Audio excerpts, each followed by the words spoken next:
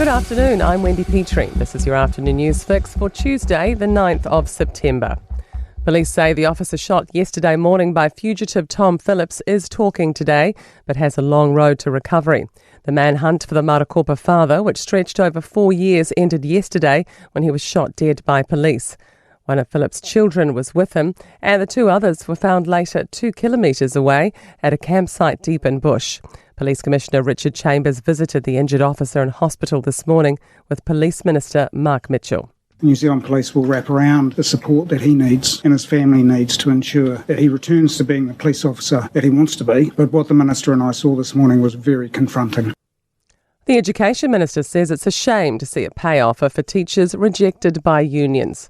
Primary school teachers have turned down an offer and are now considering strike action.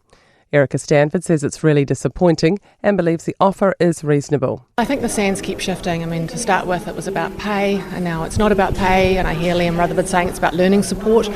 We just delivered the biggest learning support budget in a generation. Dozens of jobs are being cut at Wellington City Council just weeks before the local elections. The council has confirmed about 30 roles will be impacted under the proposal, but the Public Service Association understands at least 63 will be disestablished. Tobias McIntosh reports. Roles across libraries, parks and city safety and digital services are on the chopping block. Business Desk reports consultations will run until the end of the month, and the majority of discussions with impacted staff are now done. The PSA union calls the council restructure ill-timed and wants the council to withdraw the proposal. A coroner says the death of a 13-year-old boy who fell at least 15 metres after climbing at Coromandel's Hahe Beach in January this year serves as a tragic reminder.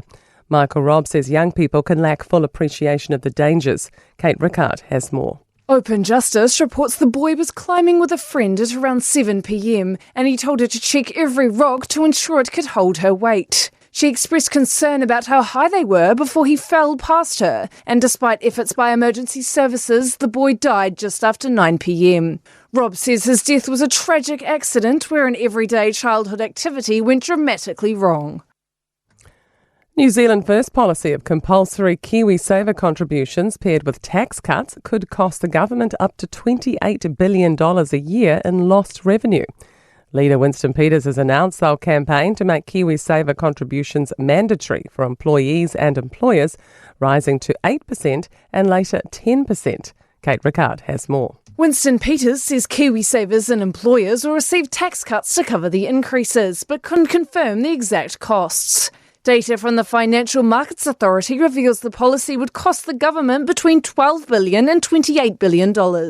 It reveals balancing the contributions and tax cuts would require cuts about 3 times as large as the government delivered last year. To sport, and Wade Edgin has confirmed he's fit for the Warriors NRL Finals match against the Panthers at Mount Smart on Saturday. The hooker was rested from the loss in Manly due to a hip complaint. The 2027 World Cup is firmly in the sights of All Blacks midfielder Quinn Tupaia after re-signing with New Zealand Rugby and the Chiefs for another 2 years. And that is news and sport and your latest news fix. We'll be back with the next update tomorrow morning from the Newstalk ZB newsroom.